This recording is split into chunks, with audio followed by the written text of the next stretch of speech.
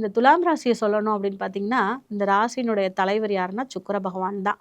ரொம்ப அழகா, ரொம்ப இயற்கையா, ரொம்ப சொஃபிஸ்டிகேட்டடா, ரொம்ப ஜென்யூனா, ஒரு எல்லாருக்குமே ரொம்ப நல்ல பிள்ளையா தெரியணும்னு நினைக்கக்கூடிய ஒரு கேரக்டர் இந்த துலா ராசிக்கு சொந்தமா இருக்கும்.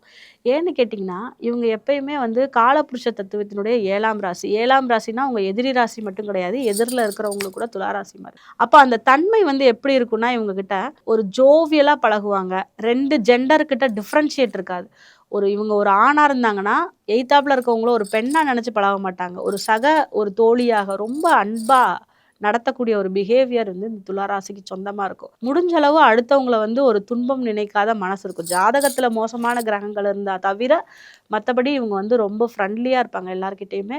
குடும்பத்துக்கும் ரொம்ப பிடித்த நபர்களாக அந்த துலா ராசி பிள்ளைங்க இருப்பாங்க.